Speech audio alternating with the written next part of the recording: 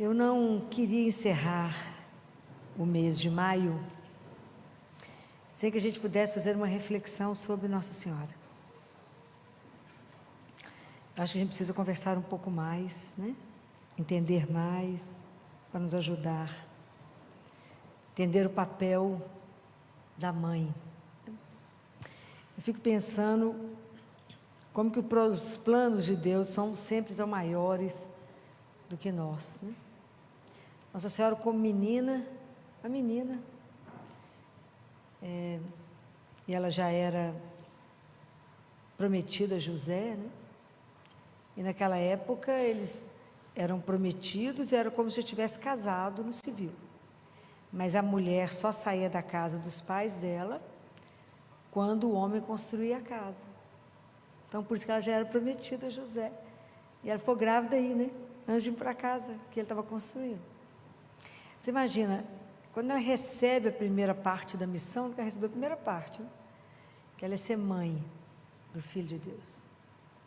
Quando eu fico imaginando que ela de pé na cruz, aos pés da cruz, vendo o sofrimento dele, ali a gente fica tão impotente quando vê um filho sofrer, quando vê alguém que a gente ama sofrer. Ela vendo ele sofrer daquela forma como viu, na impotência, ela recebe uma outra missão dele, que ela seria mãe de toda a humanidade. Ela nunca imaginou que ela seria responsável pela salvação de cada um de nós. E acredito que um dia, quando a gente chegar no céu, nós vamos ficar muito emocionados, e eu tenho a impressão que envergonhados, de tudo que ela faz para cada um de nós. Todo mundo aqui alguém aqui é consagrado a Nossa Senhora?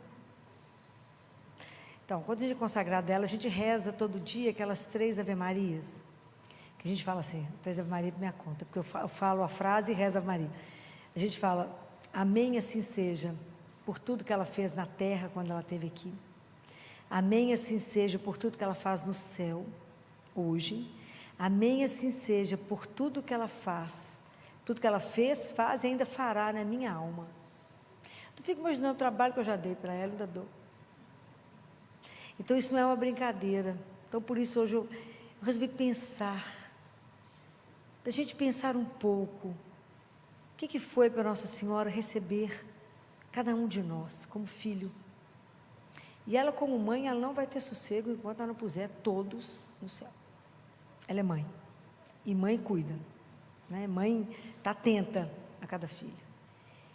E eu queria lembrar daquela frase de João, no capítulo de João, versículo 19, quando nas 7 últimas palavras de Jesus na cruz, João estava lá, aterrorizado com tudo que ele estava vendo, com ela, com Nossa Senhora. E Jesus olha para eles e fala, mulher, eis o teu filho, e depois disse ao discípulo, eis tua mãe. E a partir dessa hora, o discípulo a recebeu em sua casa. É essa frase. O discípulo a recebeu em sua casa. Queria perguntar para vocês, como que cada um de nós já recebeu Maria na sua vida?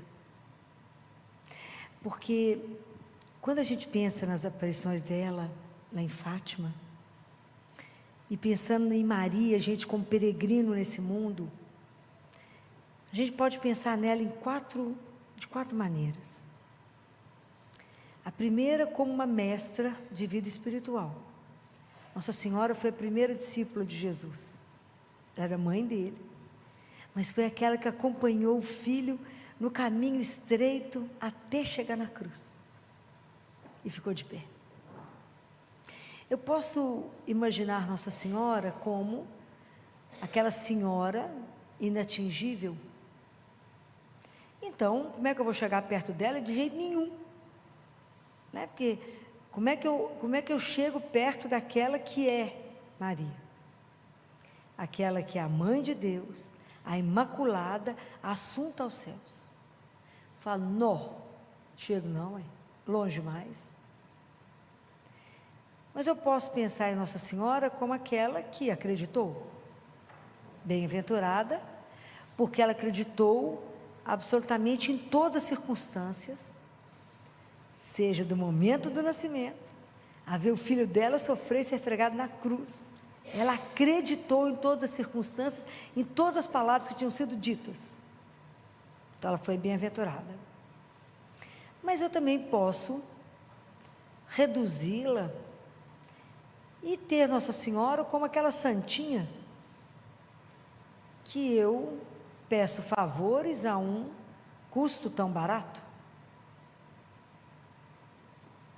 Então imagina o risco que nós corremos de reduzi-la a uma santinha que eu vou ali, faço uma promessa, troco alguma coisa com ela e reduzo ela. Ou eu posso correr o risco de achar que ela é grande demais e eu não posso chegar perto dela. Falo, Maria, não, eu sei que ela existe, respeito, mas ela não participa da minha vida. Eu não tenho a relação com ela como minha mãe, como aquela que cuida da minha salvação. Compreende? É tão diferente. É tão diferente. Porque ela fica inatingível. Mas eu posso pedir a ela que eu quero que ela seja minha mestra espiritual. Ela seguiu o caminho, ela foi a primeira. Então ela sabe esse caminho. Eu fico imaginando o que foi para ela, todos vocês que são mães sabem o que eu estou falando, de ver Jesus crescer dentro dela, gerar o Filho do Altíssimo.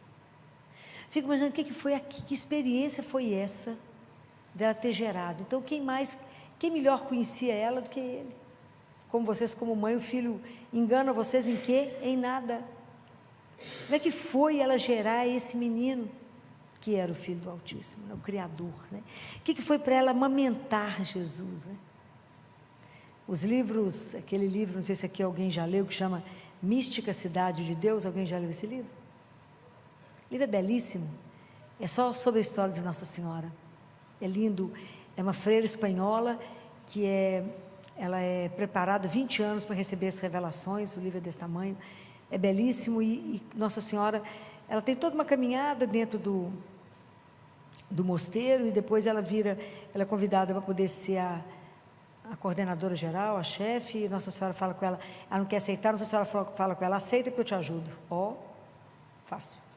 E ela é extremamente preparada para isso, e Nossa Senhora conta para ela como que amamentava Jesus, e fala que ela ficava sem saber como é que fazia, e aí ela pedia permissão a ele para amamentá-lo. Olha que cena devia ser isso. E ela não tinha coragem de beijá-lo no rosto, ela beijava o pezinho dele, porque eu ia amassá-lo, né? Você imagina que delícia que ele devia ser. Então ela tinha tanto respeito que ela beijava o pé dele. Então esse livro, que vocês tiverem a oportunidade de ler, leia, porque ele é belíssimo. Então, quando eu penso em como que a gente pode reduzir Maria, hoje eu convido vocês para a gente poder descobrir Maria. E quando o anjo vem preparar os meninos lá em Fátima, primeiro o anjo vem preparar as crianças, né? E o anjo faz 3 aparições, não sei se vocês lembram disso, né? Então a primeira coisa que o anjo fala é assim, os corações de Jesus e de Maria estão atentos às suas orações e súplicas. Por que eu estou colocando isso? Porque quando o anjo fala isso para os meninos, ele quer dizer que o coração de Jesus e Maria, que está sempre junto, estão atentos às orações, não é só dos pastorinhos, é atento à minha oração, atento à sua oração, atento à oração de cada um de nós. Deus escuta com detalhe tudo que você fala, mesmo que aparentemente ele não responda, ou mesmo que a resposta dele não seja aquilo que você está esperando, mas ele está atento. E não há uma oração, não há um coração que reza, não há alguém de joelho, um coração contrito, um coração que chora, um coração que está sofrido, que a graça não chegue. Não existe. Nós temos uma intercessora poderosa, ela está atenta, junto com ele, ao que a gente está falando. Por isso que eu amo rezar Ave Maria. Então que a gente fala, Santa Maria, Mãe de Deus, rogai por nós, que hora? Agora. E a sensação que eu tenho é que ela cutuca ele e fala, agora. agora. Porque mãe não é para depois, é para agora. Lembrem disso, é para agora. Né? Então, é preciso a gente pensar nisso, porque se a gente acha que Deus esqueceu de nós nesse mundo e não escuta o que eu estou falando, Ele está atento e escuta tudo que você falar hoje, o que você já falou até agora, Ele está atento. Depois o anjo fala com eles na segunda aparição. Os sagrados corações de Jesus e Maria estão atentos, tem um projeto, os dois, de misericórdia para a vida, de misericórdia, de graça, de amor, de perdão, para a vida de vocês, dos pastorinhos. A gente acha quando lê lá, que é para eles. Não, é para mim, é para você, é para cada um. Deus nos ama e nos aceita como somos, na verdade como estamos, mas Ele nos sonha muito maior. O projeto que Deus tem para a nossa vida é algo extraordinário, que nós reduzimos. No nosso pequeno ateliê, a gente fica preso no ateliê, sonha com aquilo e acha que é aquilo que Deus tem que cumprir. Não é. É preciso ter a coragem de se abandonar nas mãos dele, como Maria fez. Vocês acham que ela imaginou que quando o anjo falou com ela, que ela seria mãe da humanidade, que ela seria rainha do universo, do céu e da terra, e que ela seria colocada na capa de uma revista, sendo colocada como a mulher mais poderosa do mundo? Nunca pensou nisso? Aquela menina humilde lá de Nazaré, era uma adolescente. Nunca. Então o projeto de Deus é muito além do que você sonhou para a sua vida. Mas deixa Deus ser Deus na sua vida. Não dita regra para Ele, não. E nem fala com Ele, não, tem que ser assim, tem que ser assado. Desenha, não. Se entrega. E a outra coisa que o anjo fala com eles, porque o anjo convida os meninos a rezar e pergunta, ajuda os meninos para que eles possam rezar pelos pecadores, por aqueles que não creem. Portanto que o coração de Jesus e de Maria é ofendido. Tanto que o coração de Maria aparece lá, ela mostra para os meninos cheio de espinho.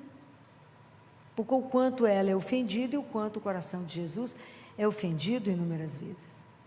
Mas é tão interessante tudo isso, porque logo depois, quando o anjo prepara, que Nossa Senhora chega, 13 de maio de 1917, Nossa Senhora pergunta para... Quando Lúcia vê aquela mulher linda, imagina, numa luz maravilhosa, na luz de Deus que a transforma, Lúcia fala para ela, pergunta para ela assim, de onde que a senhora veio? É a mesma coisa de perguntar assim, quem é você? Aí Nossa Senhora responde, na lógica de Deus, que é tudo diferente nossa, e fala assim, eu quero que vocês venham aqui, durante 6 meses, na mesma hora de hoje, no dia 13 de cada mês. Então primeiro vocês vêm, depois eu conto para vocês quem que eu sou. Quantos de nós voltariam? Porque a nossa lógica com Deus é matemática, e a lógica de Deus não é matemática. A gente fala assim, não, mas para poder vir cá eu tenho que saber quem que você é, o que você quer, como é que é, eu quero saber os detalhes. Ainda mais a gente quer ter o controle de tudo. Quantos de nós iam voltar lá? Por isso que ela voltou para as crianças. Imagina, Lúcia com as crianças voltaram sem saber quem ela era. Voltou todo mês. E aí, combinado com os meninos, aí Nossa Senhora fala, vocês voltam? Eles falaram, voltamos. Depois eu conto para vocês quem que eu sou. A gente fala, essa lógica de Deus, que é isso, vê se eu vou fazer isso, mas o caminho de Deus conosco é assim. Você aceita fazer isso? Eu não vou te explicar. Você aceita a minha proposta? Depois, quando você estiver pronto, eu te explico. Quantos de nós aceitamos fazer isso? Foi com Nossa Senhora. Você aceita ser a mãe do Filho de Deus? Depois eu te explico o resto, quando você der conta de entender. Ó. É isso que a gente precisa aprender com ela. Esse sim dela transformou a nossa vida. Permitiu que Jesus se fizesse homem e permanecesse vivo conosco. Isso é escandaloso. Então, na verdade, a gente precisa aprender com ela que esse sim dela também seja o nosso sim, para que esse sim seja a grande transformação da nossa vida, a entrega absoluta, incondicional à vontade de Deus. É isso que a gente tem que aprender com ela.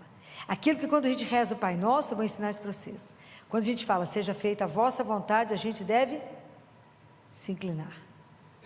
Seja feita a vossa vontade, assim na terra como no céu.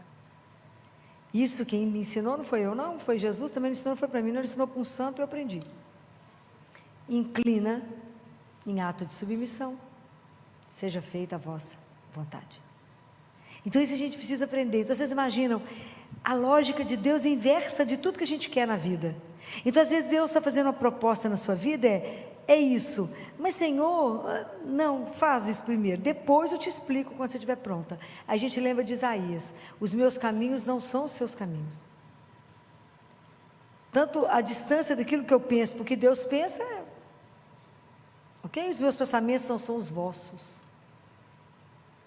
O seu pensamento é um, o pensamento de Deus é outro, o caminho de Deus é um, o seu é outro. Qual é a diferença aqui? É se entregar.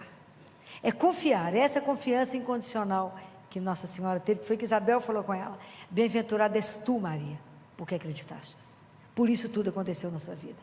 Assim será na nossa vida quando a gente também se entregar, mas vai ter que ter a ajuda de Maria, né? Ela vai falar, pode ir minha filha, pode ir meu filho, porque quem é a sua advogada? Eu. Quem te defende? Eu. Quem vai interceder por você? Eu. É ela. E aí vocês imaginam, quando ela termina a primeira conversa com Lúcia, e os dois meninos, ela fala com Nossa Senhora fala com ela assim, e vocês estão dispostos a sofrer pelos pecadores, para que a alma deles não se perca? Aceitar tudo que Deus vai mandar para vocês sofrerem? Eles, como crianças, falaram, claro, pode mandar tudo. Eles tinham noção do que ele está falando? Não tinha. Muito bem. Naquele dia eles combinaram que ninguém podia saber. Jacinta foi para casa, que ela era irmã de Francisco. Ela chegou em casa, olhou para a mãe, contou tudo para a mãe na hora. Na hora. A família de Jacinta e de Francisco acreditaram. A mãe de Lúcia era muito rigorosa, mulher extremamente religiosa, não podia acreditar que a mãe de Deus tinha vindo conversar com aqueles meninos pobres. Falou, vocês são tudo analfabetos, é pobre, nós não temos nada a ver com conversar com vocês, pode o quê? E aí Lúcia começou a sofrer demais, porque a mãe dela chegou a bater nela para ela falar a verdade. Ela apanhou, então isso para uma menina de 10 anos, era uma coisa louca, ela apanhou. E aí o povo parou de ir para a igreja, não queria assistir missa não, começou a ir na casa deles. E eles tinham uma condição, era pobre, mas não era um pobre que a gente dizia no interior, remediado, porque eles tinham umas plantações. Aí o povo começou a invadir a cova da Iria para rezar com eles. Destruiu tudo que eles tinham plantado. Então Lúcia não conseguia entender que depois de uma alegria daquela, a vida dela virou um tormento. Então quando Nossa Senhora volta em junho, a primeira coisa que ela fala com Nossa Senhora, que Nossa Senhora revela para eles o céu, revela o inferno, eles vão ao inferno, né? E tanto que Jacinta é que mais fica apavorada com o inferno, e ela aceita sofrer tudo para que uma alma não vá para o inferno. Então ela pegava frutinha toda que tinha espinho, apertava na mãozinha dela, ela falava com Jesus para que uma alma não vá para o inferno. Ela tinha 8 anos. E Francisco, eles viviam de jejum, eles faziam muito jejum para que as almas não fossem para o inferno. Então Nossa Senhora mostrou isso para eles, né? E aí quando Lúcia volta, quando Nossa Senhora aparece, a primeira coisa que Lúcia fala para ela é, a senhora vai nos levar para o céu? Eu quero ir embora, quer dizer, basta. Depois que eu já te vi, tudo que nós estamos sofrendo, tudo que eu estou sofrendo agora, eu não entendo, tenho 10 anos, eu quero ir embora. Aí Nossa Senhora fala com ela, eu vou levar vocês para o céu. A Jacinta e o Francisco daqui a pouco, mas você fica mais um pouquinho, 87 anos a mais. Ela morreu com 97, é o tempo de Deus, mas que é diferente do nosso. Porque Deus quer te usar para poder divulgar a devoção ao meu coração imaculado. Aí Lúcia falou com ela assim, mas eu vou ficar sozinha?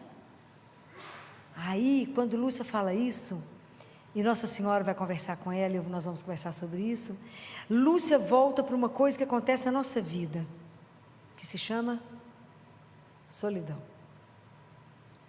É a solidão que nós como ser humano vamos passar. Jesus como ser humano não foi entendido pelos discípulos, nem a vida dele, nem a obra dele. Então Jesus viveu a solidão, e na hora da cruz, o que ele gritou? Meu Deus, por quê? me abandonastes? Então a solidão ele também viveu. E a solidão a gente vive na vida da gente quando tem hora que ninguém entende você. Larga para lá, ninguém entende. Mas Nossa Senhora fala uma coisa para ela, fala com ela: Lúcia, não preocupa, porque o meu coração imaculado será o teu refúgio. O que é refúgio? Refúgio é um lugar que a gente se esconde, é um abrigo, é uma casa aconchegada. E hoje Nossa Senhora quer ser um refúgio para todos nós, que se sente sozinho, que se sente desamparado, que está com problema, que não sabe para onde vai. Ela é o nosso refúgio, é com ela que eu posso contar, é lá que a gente esconde, e a gente sabe que vai ter o consolo da mãe, que vai ter o amparo da mãe, que vai ter o colo da mãe, então eu posso me refugiar no coração dela. Fala, me dá colo, porque a Senhora é minha mãe, me ajuda, me ampara no momento que eu estou sozinha, porque depois que Jesus veio, ninguém mais ficou só. Ele falou: eis que estarei convosco todos os dias. Mas como que a gente precisa de um colo? E o coração de Maria e de Jesus está sempre juntinho. Então é preciso que a gente entenda o que significa isso. Quando Lúcia fala nos livros dela, não sei se vocês leram, como que o coração de Nossa Senhora foi o refúgio para ela durante toda a vida dela na terra. Imagina, depois que ela viu Nossa Senhora, foi colocada ela teve que ser freira, ela teve que ser escondida. Pode imaginar? Que ciúme ela gerou? Mas por que Nossa Senhora apareceu para você e não apareceu para mim? Você acha que você é melhor que alguém, né? Porque ela apareceu para você e conversa com você. Imagina o que ela viveu, ela era uma menina, ela teve que ser escondida, né? De tanto que as pessoas queriam ela, tocar em Lúcia, aquela luta toda, né? Com Lúcia, não foi fácil. Eles estiveram presos, vocês sabem da história, né? Então, quando Lúcia vem trazer essas perguntas, né?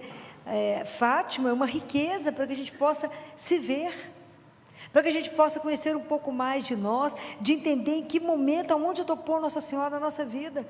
Se eu estava reduzindo ela a uma santinha, que eu vou lá e peço uma graça, que ela não vai negar, mas ela pode ser tão mais do que isso, e ela pode ser a nossa mestra espiritual, e nos ensinar no caminho. Então Nossa Senhora fala, é preciso, e é tão interessante, né, porque Nossa Senhora, ela pede uma coisa que é tão desproporcional ao que Deus pede para o que Ele vai fazer. Então Nossa Senhora fala assim: a devoção ao meu imaculado coração depende da paz do mundo. Reza o terço, que isso depende da paz do mundo. Então você imagina, você pega um terço na mão e fala, mas eu rezar esse terço depende da paz do mundo? É porque o que eu faço é nada, mas Deus pega aquilo e projeta para muito mais. Então às vezes a gente não consegue, porque a gente faz os cálculos nossos e é muito diferente da nossa atitude para o que Deus pode fazer. Então Nossa Senhora pede, rezem o terço todo dia. Tem um século que ela está pedindo isso. Reza o terço todos os dias. As famílias que rezarem o terço, eu lançarei o meu manto sobre elas e evitarei tantos problemas. O mundo escutou isso com toda clareza, né? Segue tudo direitinho que a mãe falou, não é assim? Por isso tanto problema. O mundo começou a ter muitos problemas quando parou de rezar o terço. Se vocês estudarem a história da igreja, vocês verão exatamente quando que a coisa começou a virar. Quando as pessoas abandonaram o refúgio secreto que é o coração dela. E aí a gente precisa aprender isso que ela pede, né? Porque Nossa Senhora fala assim: e no fim o meu coração imaculado triunfará. Quando vocês escutam essa frase, o que vocês pensam que vai acontecer? A gente acha que Nossa Senhora vai chegar, tchan, não é? Aquela coisa maravilhosa. Vocês acham que vai ser assim? Nossa Senhora era mulher da discrição, né? Do silêncio, né? Lá em Caná da Galileia, ela vê que está faltando vinho e fala, fazei tudo que Ele vos disser. E até hoje ela continua falando para nós, obedeça meu filho, faça tudo que Ele vos disser. Até hoje, ela continua falando a mesma coisa. Mas vocês imaginam, quando Jesus poderia ter feito essa apoteose, que Ele poderia ter feito isso no momento da ressurreição, né?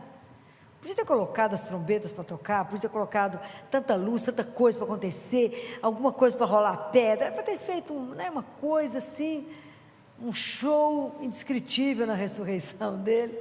E Ele fez? Nada. Silêncio. Ninguém viu nada. Ele só dobrou os pano da cabeça, o sudar, ele só dobrou. Você sabe que isso tem um significado, né?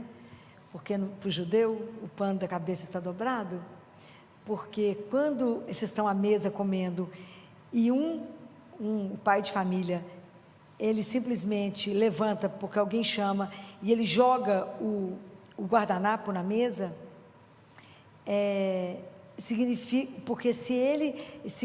que ele vai, se ele dobra, significa que ele vai voltar. Se ele joga na mesa é porque ele terminou.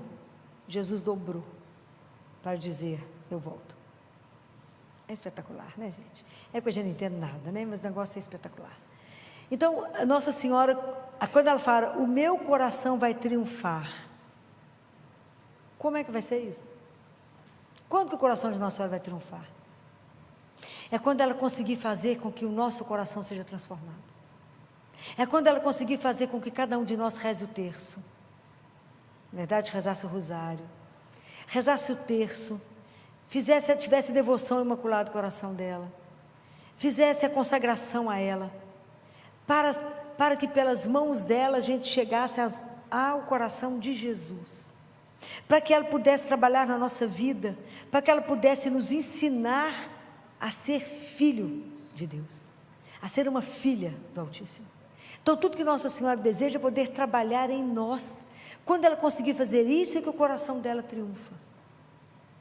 Ela não quer glória para ela, não precisa. Ela é a rainha do céu e da terra.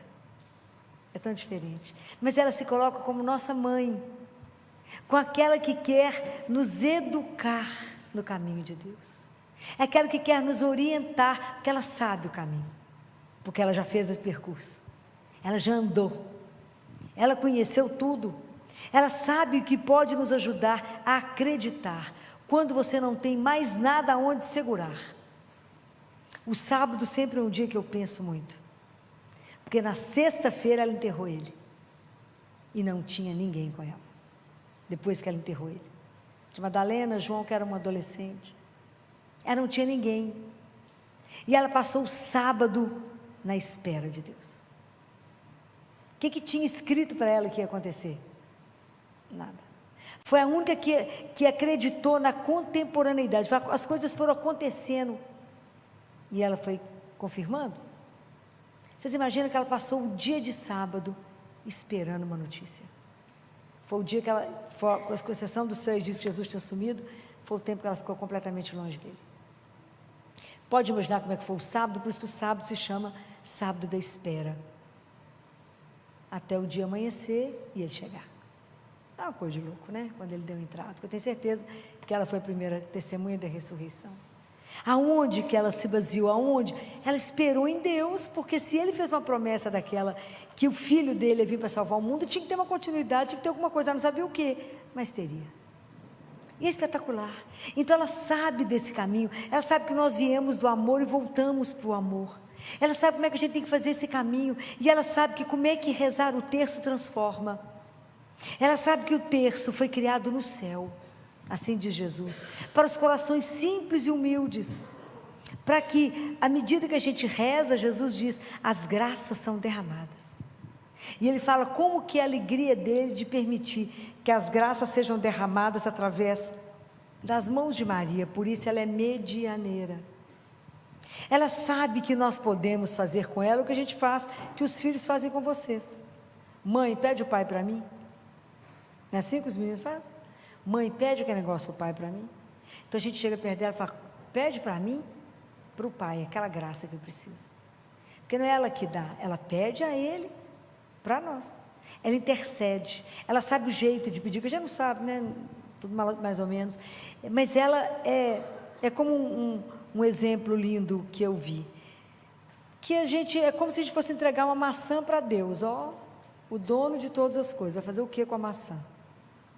Mas que quando a gente entrega para ela pega aquela maçã, põe numa bandeja de prata, dá uma melhorada nas coisas e leva até ele. Ele fala, olha, que bacana, né? Mas quem fez o meio de campo? Ela. É igual vocês fazem com os maridos para conseguir as coisas para os filhos. Não é igualzinho? Mesma coisa. Então, é preciso ter essa confiança que eu tenho uma intercessora. Nossa Senhora não quer o lugar de Deus, mas ela quer interceder por nós que somos filhos, porque ela sabe que a gente está num vale de lágrimas, ela sabe que é problema demais, que as situações são difíceis demais, e que ela está do lado dele, ela pode só cutucar ele e falar, não precisa nem falar, cutuca e fala, ali. E as graças, né, que nos são concedidas através de Maria, são inúmeras. Quanta coisa ela faz na nossa vida, aquilo que a gente vê, aquilo que a gente não vê, que ela intercede por nós. Então hoje, quando eu pensei em trazer essa meditação, foi exatamente para a gente poder lembrar disso, como é que eu recebi Maria na minha vida, como que eu coloco ela na minha casa. E eu queria propor vocês a fazer uma experiência com Nossa Senhora, a convidá-la para ser sua mestra espiritual. Fala, me ajuda, eu quero ir para o céu, me ajuda a caminhar, eu quero amar o seu Filho Jesus, eu quero amar a Deus, eu quero fazer a vontade dEle na minha vida, eu quero me entregar a Ele, eu quero confiar nele, eu quero permitir que na minha vida seja feito completamente a vontade de Deus, eu quero dar um sim a Ele incondicional como a senhora deu, eu quero nunca duvidar desse amor, mesmo que a vida esteja no escuro, mesmo que Ele ainda não tenha me respondido, mesmo que eu esteja em completa solidão física, eu quero, a seu exemplo, cumprir tudo que a senhora cumpriu, me ajuda. Peça a ela. Tenho certeza que Nossa Senhora terá um prazer imenso em nos colocar no colo, e nos ajudar. Eu falo com ela que eu fui matriculada na escola dela, e eu brinco com ela que eu sou a menina dos cabelos desalinhados. Eu falo com ela, sabe aqueles meninos que levantam que o cabelo está na misericórdia, assim? Eu falo, sabe aquela menina? Sou eu. Então, a senhora vai penteando meu cabelo, vai organizando, para que eu possa chegar um dia arrumada diante do seu filho. Me ajuda a chegar até ele. Então eu preciso pedir a intercessão dela, que é toda poderosa. Onde Nossa Senhora está, se a gente tiver guardado no manto dela, o inimigo de Deus não consegue chegar, porque ele tem pavor dela. Por que o inimigo tem pavor dela? Eu estava lendo há um tempo atrás o Padre Gabriele à morte, que vocês já viram, que foi o grande exorcista do Vaticano, que morreu antes da pandemia, e tem os exorcismos que foram gravados por autorização do Vaticano. E um dia o Padre Gabriele pergunta para o demônio, que ele tem que dizer o nome, eu não sei qual deles que era, que estava conversando com ele, não me lembro, e falou, por que vocês têm tanto horror dela? Eles nem falam o nome de Nossa Senhora, fala ela. Por que vocês têm tanto horror a ela? Ele custa dizer por quê. Mas são duas grandes virtudes de Maria. Primeiro, a humildade, porque ele é o inverso, ele é soberbo. Então, soberbo que caiu do céu. A humildade, o que é humildade? A consciência de que ela é criatura e Deus é o Criador. Então, nós nunca podemos esquecer que Nossa Senhora é uma mãe, é uma mulher como a gente. É humana, só que não teve pecado. Então, a humildade dela. E a segunda coisa é a obediência incondicional dela. Então, vamos pedir a Nossa Senhora, né, que hoje, encerrando já quase o mês de maio, que a gente peça a ela que seja a nossa mestra espiritual, de verdade, nos adote como filho. Hoje nós queremos renovar a nossa filiação, né? Hoje nós queremos pedir a ela que de verdade nos aceite como filho, que ela não olhe a nossa miséria, né? Que ela conhece, que ela não olhe a nossa incapacidade de andar, apesar de achar que a gente é grande e que pode andar sozinho, mas que ela como mãe saiba as nossas dificuldades como filho, a dificuldade de amar a Deus, a dificuldade de aceitar a vontade dEle, a dificuldade de viver o projeto dEle, mas que ela, naquela doçura infinita dela, assim como ela pôs Jesus no colo, assim como ela curou os machucados dele, as feridas, porque ele era uma criança, ele deve ter sido muito levado, porque ele era muito saudável, ele deve ter subido em tudo quanto é lugar, deve ter caído, deve ter machucado muito. Da mesma forma como ela cuidou dele, penteou os cabelos dele, deu banho, né? Que ela também nos ajude a tomar banho na alma, que ela nos ensine a confessar, que ela nos dê a graça de conhecer os nossos pecados, lavá-los, né? Do mesmo jeito que a gente toma banho do lado de fora, toma banho na alma, que ela nos ajude a amar Jesus acima de tudo na nossa vida, e não tirar os olhos dele e viver para ele. Que ela nos ajude a ter um coração semelhante ao dela, somente para amar e servir a Jesus. Então, que nessa noite ela olhe para nós aqui agora, né? Que essa mãozinha dela estendida seja para nos abençoar. Que ela que conhece, hoje nós vamos deixar no coração dela todas as nossas tristezas, os medos, as inseguranças, aquilo que hoje você está precisando, a graça que você está precisando hoje, nós vamos colocar no coração dela e pedir a ela que rogue por nós pecadores, né? Ela que é nossa mãe de misericórdia, né? Ela que é a mãe dos pecadores, o nosso refúgio, que nessa noite ela olhe com os olhos misericordiosos para cada um de nós. E que na nossa vida, se a gente nunca acolheu como deveríamos ter acolhido, que ela nos perdoe. E que ela nos dê a graça de recebê-la na nossa casa, com toda a honra que ela merece, como nossa mãe. E que nós temos muita gratidão a ela por tudo que ela já tem feito na nossa vida até esse momento. E que ela continue a velar pela nossa vida e a interceder incessantemente, sem se cansar, de cada um de nós. E que se ela perceber que cada um está tomando o caminho errado, a se desviar, que nós estamos correndo risco de vida, que a nossa vida é eterna, que ela nos busque, que ela tenha autoridade como mãe de nos buscar aonde estivermos, que ela nos busque, nos lace, nos abrace, nos guarde no coração dela, até o dia que a gente puder contemplá-la e poder abraçá-la e dizer obrigado por ter trabalhado tanto, cuidado tanto, para que um dia a gente pudesse estar no céu juntos. Então, muito obrigada, Mãe Santíssima, que não se cansa de nós. Ave Maria, cheia de graça, o Senhor é convosco.